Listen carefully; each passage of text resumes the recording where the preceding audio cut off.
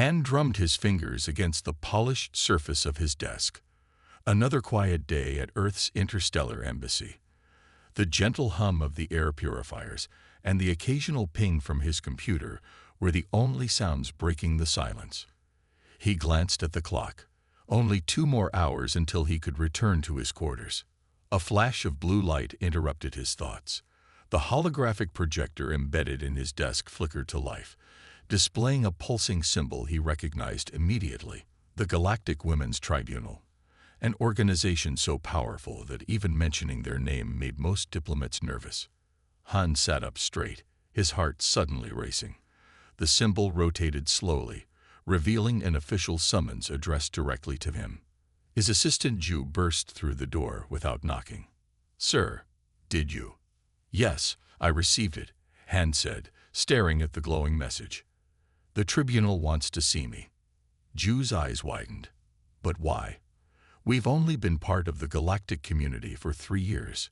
We're still learning the protocols." Han read the message again. The language was formal and cold. He was ordered, not invited, to appear before the full tribunal within 5 standard days. No explanation was provided. "Maybe they want to discuss the new trade routes," Ju suggested, her voice hopeful. Han shook his head. The tribunal doesn't concern itself with trade. They deal with matters of galactic law and species regulation. He looked up at his assistant. "Pack my bags. I leave tomorrow." The embassy erupted with activity after Han announced his departure. His superiors on Earth demanded explanations he couldn't provide. His fellow diplomats offered theories ranging from optimistic to terrifying. "Perhaps they want to fast-track humanity into the Galactic Council," said one. "Or maybe they've decided humans are too dangerous and want to restrict our space travel," suggested another. Han merely nodded at each suggestion. In truth, he had no idea what awaited him. The journey to the Tribunal station took 2 days aboard the fastest available transport. Han spent most of the time studying what little information humans had gathered about the Tribunal. Founded thousands of years ago, the Galactic Women's Tribunal originally formed as a coalition of matriarchal species seeking to protect their interests in a male-dominated galaxy. Over time, it had evolved into one of the most powerful governing bodies, with authority spanning 17 species across 3 spiral arms of the galaxy. The transport docked at a massive space station that hung in orbit around a small rocky planet. The station itself was a marvel of engineering. A giant ring structure with 7 massive spokes extending toward a central hub. Each spoke represented one of the founding species of the Tribunal. A blue-skinned official met Han at the docking bay. She stood nearly 7 feet tall, with 4 arms and eyes that shifted color as she spoke. "I am Ela, 3rd assistant to the Tribunal secretary," she said, her translator converting her musical language into flat, precise English. "You will follow me." Han grabbed his small bag. "I'm honored to be invited to." "You were not invited," Ela interrupted. "You were summoned. There is a difference." They walked in silence through corridors bustling with dozens of alien species. Han tried not to stare, but it was difficult. Some walked on tentacles, others floated above the ground, and a few moved in ways that seemed to defy physics. After passing through several security checkpoints, each more thorough than the last, they entered a large elevator that began descending deep into the station. "I thought the tribunal chambers were in the central hub," Han said, trying to make conversation. Ela's eyes flashed red. "The public chambers are. You are not going to the public chambers."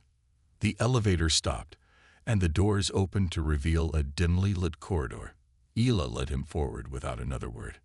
They stopped before massive doors carved from what appeared to be actual wood, an extreme luxury in space. The doors swung open silently, revealing a vast, circular chamber. Han's breath caught in his throat. The chamber was much larger than he had expected, with a high domed ceiling covered in shifting patterns of light that resembled stars. 7 elevated platforms formed a semicircle at the far end of the room. On each platform sat a figure hidden in shadow. "Walk to the center," Ela instructed, remaining by the door. Han moved forward, his footsteps echoing. When he reached the middle of the room, the floor beneath him illuminated, creating a circle of bright light that trapped him like a spotlight. "Human Han," announced a deep, resonant voice from the central platform. As she spoke, her seat illuminated, revealing a massive reptilian being with iridescent scales and eyes that seemed to hold ancient wisdom. "I am Matriarch Nera of the Solveri. I speak for the Tribunal today." One by one, the other platforms lit up, revealing the 6 other matriarchs. Each belonged to a different species, some vaguely humanoid, others completely alien to human perception. "You stand before the Tribunal not as a diplomat," Nera continued, "but as a subject of our judgment." Han felt a chill run down his spine. "May I ask what this is about? Earth has followed all treaties and—" "This is not about treaties," interrupted a smaller matriarch with feathered skin. "This is about potential." Nera nodded. "For 3 years, we have observed your species. We have collected data, studied your biology, analyzed your genetic makeup." "Without our knowledge?" Han asked, forgetting protocol in his surprise. A matriarch with tentacles instead of arms waved dismissively. "Knowledge is not required for observation." Nera leaned forward, her massive form casting an even larger shadow. "Human Han, you have been selected for a purpose that will change the course of galactic history." "I don't understand," Han said, fighting to keep his voice steady. "You will," Nera replied. "The future of multiple species may depend on you." The chamber darkened except for Han's circle of light and Nera's platform. The other matriarchs faded into shadow. "Human Han," Nera said, her voice now softer but somehow more terrifying. "The Galactic Women's Tribunal has reached a decision. You are hereby ordered to provide genetic material for reproduction with daughters from our noble houses." Han stood frozen, unable to believe what he had just heard. This wasn't diplomacy. This wasn't a treaty negotiation. This was something else entirely. And he was trapped in the heart of the Tribunal's power, billions of miles from Earth, with no way to call for help. Han stared at Matriarch Nera, his mind struggling to process her words. The circle of light surrounding him felt like a cage now, trapping him before these alien judges. "I think there's been a misunderstanding," Han said finally, fighting to keep his voice steady. "Humans don't. We don't reproduce by order." Matriarch Nera's scaled skin shimmered as she shifted in her seat. Her massive reptilian form towered even while seated. "There is no misunderstanding, Human Han. We have studied your species extensively." Another matriarch leaned forward, her platform illuminating to reveal a slender being with paper-thin skin through which Han could see the outline of multiple hearts beating. This was Matriarch Liss of the Invari. "Your species possesses genetic traits our scientists find remarkable," Liss said, her voice like wind through leaves. "Adaptability unmatched in the known galaxy. Resilience mechanisms our species lost generations ago." Han took a deep breath. "With respect, matriarchs, I cannot agree to this request." "It is not a request," said a third matriarch, her 4 eyes blinking in sequence. "It is a directive." The chamber's temperature seemed to drop. Han felt sweat forming on his brow despite the chill. He needed to find a way to reason with them, to make them understand. "Perhaps you could explain why you need human genetic material specifically," Han asked, trying a diplomatic approach. Matriarch Nera gestured with one clawed hand. The air above Han's head shimmered, and complex genetic patterns appeared, rotating slowly. "These represent standard genetic sequences from the 7 founding species of the Tribunal," Nera explained. "And this," a new pattern appeared, glowing brighter than the others, "is human DNA." Han looked up at the display. Even with his limited scientific knowledge, he could see differences in complexity and structure. "Humans evolve rapidly compared to our species," said Matriarch Liss. "Your bodies adapt to new environments within generations, not millennia. Your immune systems fight off diseases that would devastate our populations." A fourth matriarch, smaller than the others with metallic skin that reflected the chamber's lights, spoke next. The Tribunal has reached this decision after decades of observation. Your species' entrance into galactic society merely accelerated our timeline. Decades? Han asked, surprised. We've only been part of the galactic community for 3 years. Your governments have only been part of the community for 3 years, corrected Matriarch Nara. We have been studying Earth since your first radio transmissions reached our listening posts. Han felt a flash of anger. So you've been watching us without our knowledge or consent, and now you want to harvest genetic material without consent as well. You misunderstand, said Matriarch Taylor, who resembled a humanoid form made of interwoven vines. This is an honor. Your genetic material would be combined with daughters from our most noble houses.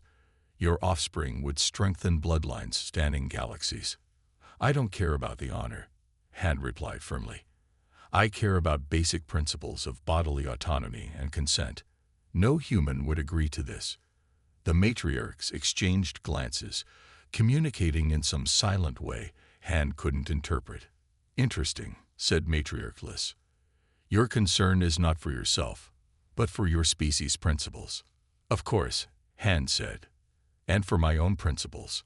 I will not participate in any reproductive program without full understanding and agreement from all parties.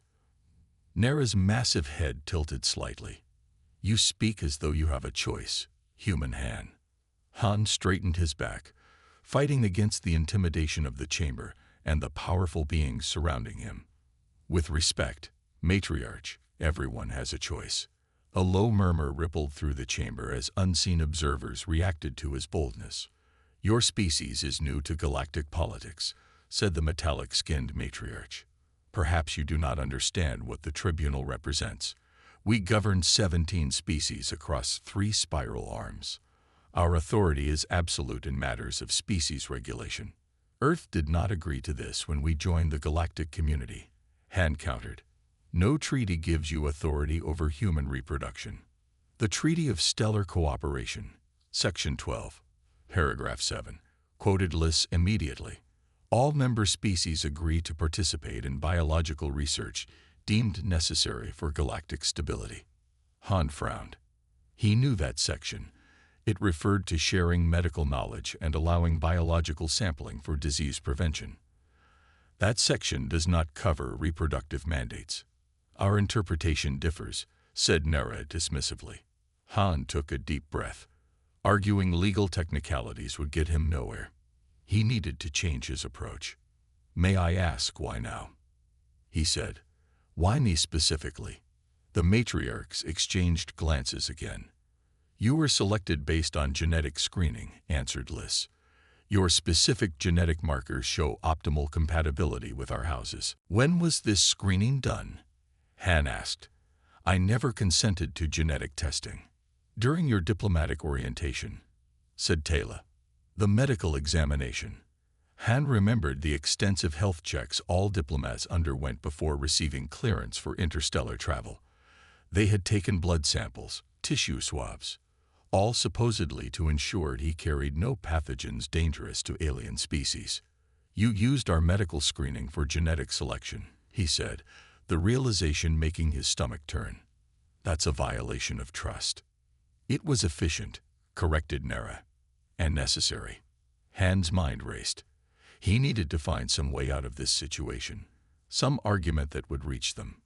What happens if I refuse? He asked directly. Refusal is not an option, said the metallic matriarch. There are always options, Han insisted. I will not participate in this program. I cannot. It violates everything humans believe about reproductive rights. Nara leaned forward, her massive form casting a shadow over Han's circle of light. Human Han, perhaps we have not made the importance of this clear. The genetic future of multiple species may depend on this program. Before Han could respond, the massive doors behind him opened. He turned to see a younger alien enter the chamber. She resembled a smaller version of Matriarch Nara, with similar scales but a more vibrant coloration. Mother, please, she said, approaching the circle of light. The human is right. Silence, Mina, Nara commanded. This is not your concern. It is all our concern, Mina replied firmly. We cannot begin our new future by ignoring the principles of our potential allies. The chamber erupted in multilingual chatter. Han remained silent, watching the interaction between Matriarch Nara and the younger alien who had dared to interrupt. Tell him the truth, Mina said, her voice cutting through the noise. Tell him why we really need human genetic material. Silence fell over the chamber as Mina's words hung in the air. Han stood in his circle of light, watching the standoff between the young alien and her mother. The other matriarchs shifted uncomfortably on their elevated platforms. This is not the time, Mina, Matriarch Nara said, her voice low and dangerous. If not now, when? Mina challenged. She turned to Han. Human, do you know what desperation looks like in a species that has lived for 50,000 years? Guards moved toward Mina, but Nara raised one massive clawed hand, stopping them. She seemed to be weighing a difficult decision. The human will not understand, said Matriarch Liss. Then explain it to me, Han said, seizing the moment. If this is truly as important as you claim, I deserve to know why. Nara stared at him for a long moment, her ancient eyes unreadable. Finally, she nodded once. Show him.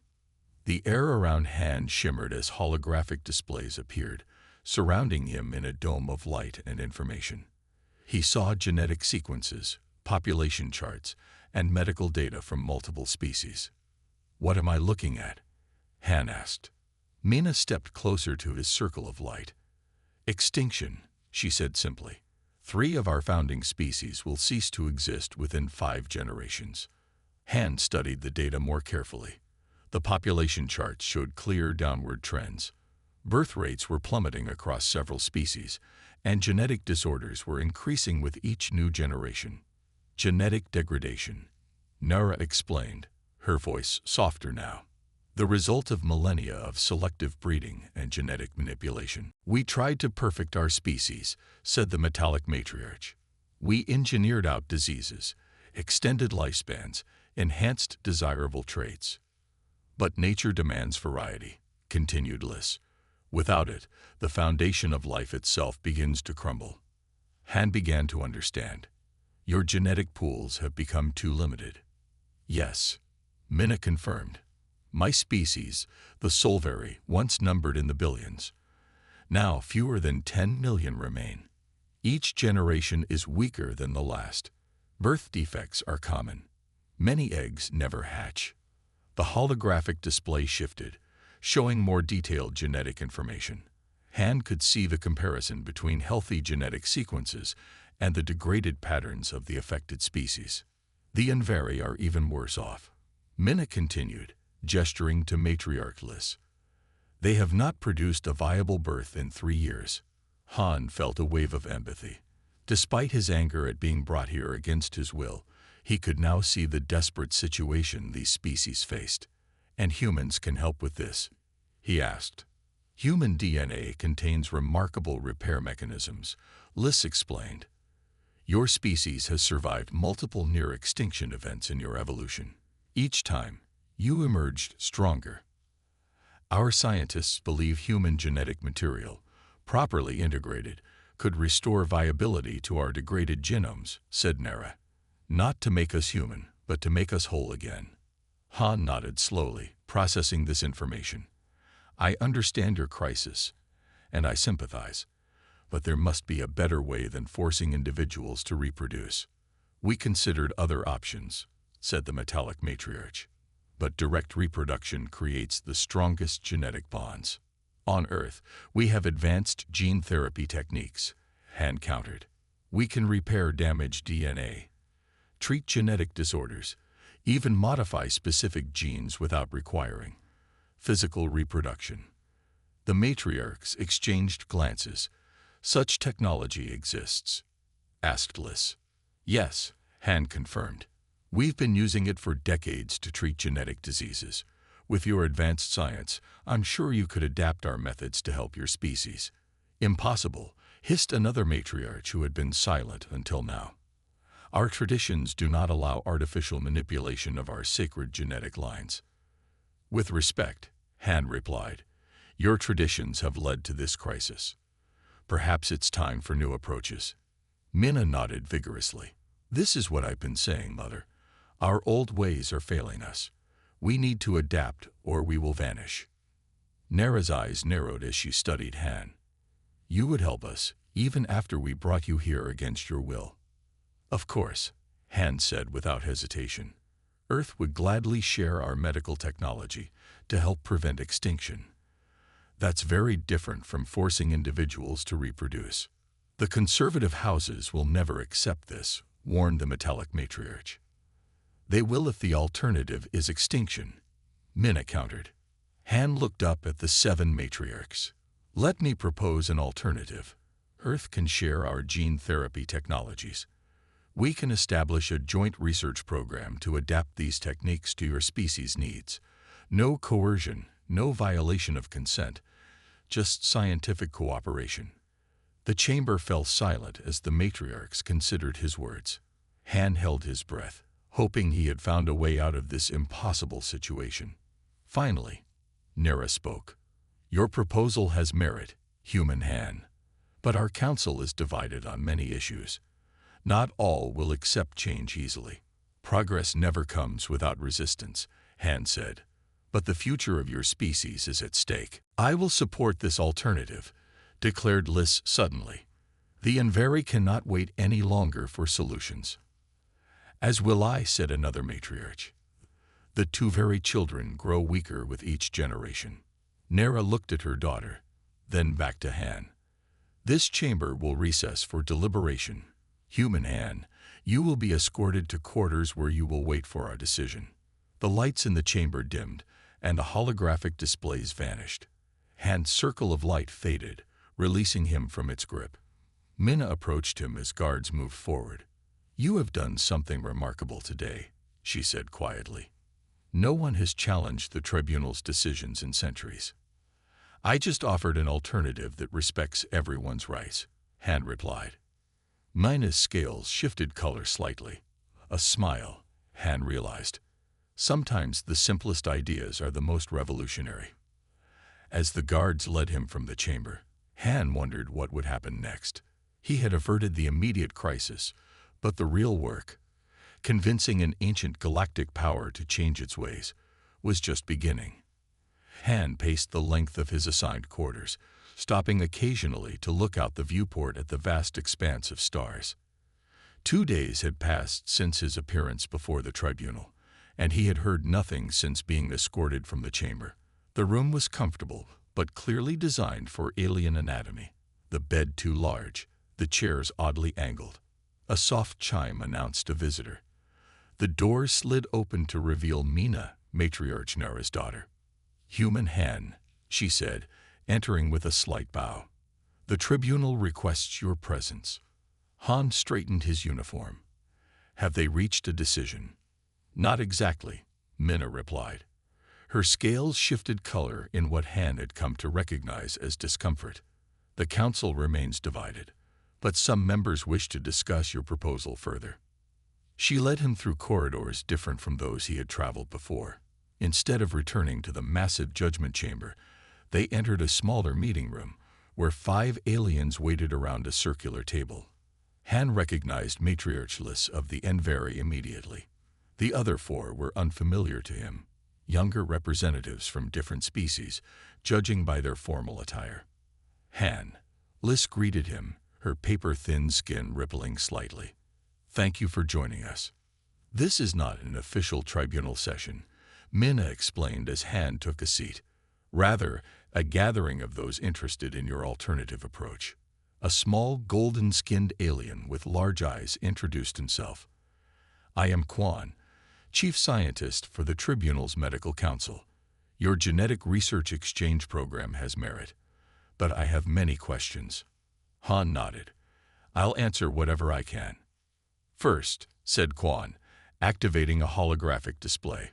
Explain how your gene therapy technologies avoid the degradation problems that artificial selection caused in our species. Han leaned forward. The key difference is that Earth's approach doesn't try to perfect genetics. Instead, we focus on correcting specific harmful mutations while maintaining natural variation. For the next hour, Han explained the basics of human genetic science, how Earth had learned from early mistakes in genetic engineering, the ethical frameworks developed to prevent abuse, and the technical advances that allowed precise genetic modifications without unintended consequences. Fascinating, said a blue-skinned female with antenna-like appendages on her head. Your species is young, yet you've developed sophisticated ethical constraints alongside your technology. We had to, Han replied. Our history is full of examples of technology outpacing ethics with devastating results. This concept of informed consent is particularly interesting, noted Quan. It seems central to your approach. Han nodded. Absolutely. Any genetic modification or therapy requires the full understanding and agreement of the patient, or in the case of children, their guardians. But what of the greater good? Asked another representative. Sometimes individual desires must be sacrificed for species survival. That's a false choice, Han argued. History shows that when we respect individual rights, we find better solutions for everyone. Coercion breeds resistance and ultimately fails. Mina, who had been quietly observing, spoke up. This matches what I've observed in our own history. The more we forced compliance with breeding programs, the more resistance we encountered. Many of our best genetic lines ended when chosen individuals refused to reproduce. The discussion continued, gradually shifting from theoretical debate to practical planning. Han described Earth's gene therapy technologies in more detail, while the alien representatives explained the specific genetic challenges facing their species.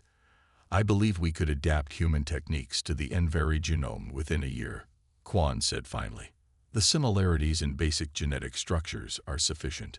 The traditionalists will resist, warned the blue-skinned representative. They believe our genetic legacy is sacred, not to be influenced by outside species. Then we work with progressives first, Han suggested. Earth can share our regenerative techniques immediately. When they see positive results, others will follow. Mina nodded enthusiastically. I've spoken with daughters from other houses. Many support this approach, especially the younger generation. We're tired of watching our families weaken with each new birth. The old ways are failing us, Quan agreed. This human concept of consent may seem strange, but their scientific ethics have produced remarkable results we cannot ignore. As they discussed implementation details, an alarm suddenly blared throughout the station. Red lights flashed along the walls. What's happening? Han asked, rising to his feet. Mina's scales darkened with concern. Security breach. Someone's trying to access this section without authorization. Sabotage, Quan explained grimly. A conservative faction learned of our meeting. They're trying to prevent it. The door to the meeting room sealed shut automatically. Security protocols illuminated around the frame. They cannot enter physically, said the blue-skinned representative. But they may attempt to disrupt our systems. As if on cue, the holographic displays flickered and died. The lighting dimmed to emergency levels. Han remained calm. If they're this worried about our meeting, we must be on the right track. Mina looked at him with surprise, then made a sound Han hadn't heard before. A trilling laugh.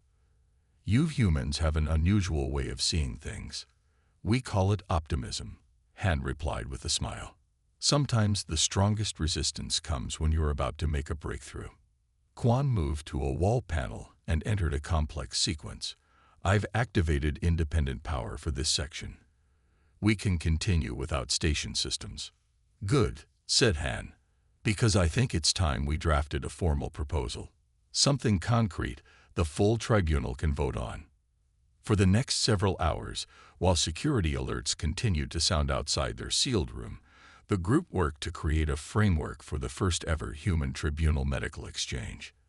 They outlined research protocols, ethical guidelines, and implementation timelines.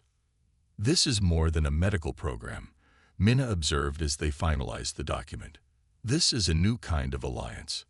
Han nodded, based on mutual respect and consent rather than coercion. A revolutionary concept in galactic politics, said Quan thoughtfully. Perhaps humans bring more than just genetic diversity to our community. When security finally restored order to the station, their proposal was complete. Han looked around at the diverse aliens who had worked alongside him and realized something important had shifted. He had come to the station as a prisoner facing an impossible demand. Now he stood as a partner in a potentially galaxy-changing alliance. What happens next? He asked Mina. We present this to the full tribunal, she replied, and we fight for the future.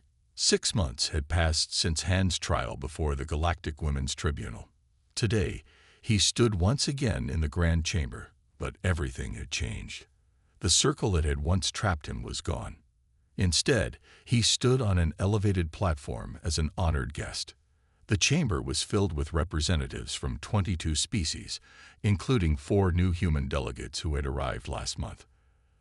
The noise of multiple languages being spoken created a gentle hum throughout the room until Matriarch Nera raised one massive clawed hand for silence.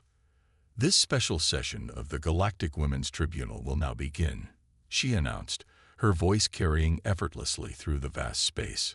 Today we review the first 6 months of the Human Tribunal Medical Exchange.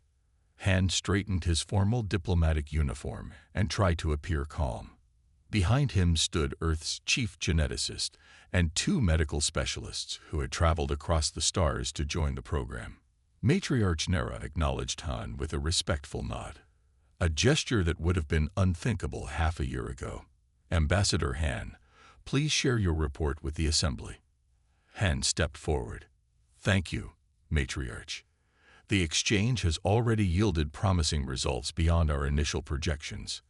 Human gene therapy techniques have been successfully adapted for use with 3 tribunal species thus far. He activated a holographic display showing medical data. Most notably, the first gene therapy trials with the Tuvari were successful. 3 children born last month show no signs of the hereditary degradation that has affected their species for generations. A murmur of approval swept through the chamber. The Tuvari representatives, slender beings with delicate features, seemed especially moved by the news. The Envari trials begin next month, Han continued. Our scientists have finally overcome the compatibility challenges with their unique genetic structure. Matriarch Lys's thin skin rippled with what Han now recognized as emotion. The Envari had been hardest hit by genetic degradation. They hadn't had a successful birth in years. Beyond the medical advances, Han said, cultural exchange has proven equally valuable. 17 human medical researchers now work alongside tribunal scientists, and 12 tribunal specialists have taken positions at Earth research facilities. Han concluded his report and returned to his place. Mina approached the center of the chamber next. She now wore the insignia of the newly formed Joint Species Council, a progressive body created to oversee the exchange. The success of this program goes beyond genetic repair, Mina said. It represents a new approach to interspecies cooperation. For thousands of years, the tribunal enforced its will through power and tradition. Today, we are learning that collaboration based on mutual respect yields better results. Not everyone in the chamber looked pleased. Han could see several representatives from traditional houses glaring at Mina. The path to change had not been smooth. The first months of the exchange had faced sabotage attempts, political obstruction, and even threats against participants. But each successful treatment, each child born healthy, had weakened the opposition. The session continued for hours as various specialists presented their findings. When the formal proceedings ended, Han found himself surrounded by well-wishers and curious representatives eager to learn more about Earth. Matriarch Nera approached him during the reception that followed. Though still imposing, her manner toward him had changed completely. Ambassador Han, she said, lowering her massive head slightly to speak more privately, I wish to express my personal gratitude for your contribution to our future. I'm just glad we found a solution that worked for everyone, Han replied. Not everyone, Nera admitted. Some houses still resist. They see this as contamination of our sacred bloodlines. She made a dismissive gesture with one clawed hand. But they grow fewer each day. Han nodded. Change is rarely easy, even when necessary. The galaxy expected humans to be conquered, Nera said after a thoughtful pause.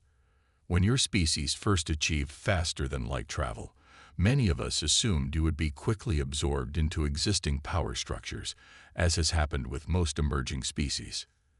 And instead, Han asked. Instead, you conquered our thinking without raising a weapon, she replied. Your insistence on this concept of consent has spread through our political discourse, like a beneficial virus. Han smiled at her choice of words. That's what humans do best. We adapt, and help others adapt too. Across the room, Han spotted Mina speaking animatedly with the human geneticists. Around them gathered a group of younger aliens from various species, the next generation of leaders, Han realized. Your daughter has become quite influential, Han observed. Nera followed his gaze. Yes, she will likely take my place on the Tribunal someday. She represents a new vision for our future. A vision she shares with many others, Han noted. Indeed, which reminds me, the Council has approved your proposal for a permanent human embassy within the Tribunal station. Construction begins next month. That's excellent news, Han said. It will make collaboration much easier. As the reception continued, Han found a quiet moment to stand by one of the massive viewports overlooking the stars. In just 6 months, he had witnessed, and helped create, a fundamental shift in how some of the galaxy's oldest civilizations approached their future. Quan, the Tribunal scientist, joined him at the viewport.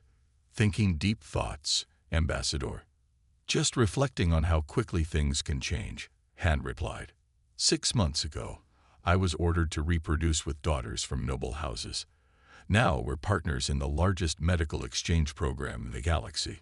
And the irony, Quan noted with amusement, is that your genetic material is still helping our species, just not in the way originally planned. Han laughed.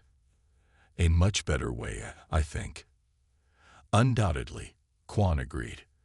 Though I admit, when you first proposed an alternative based on this human concept of consent, many of us thought it naive.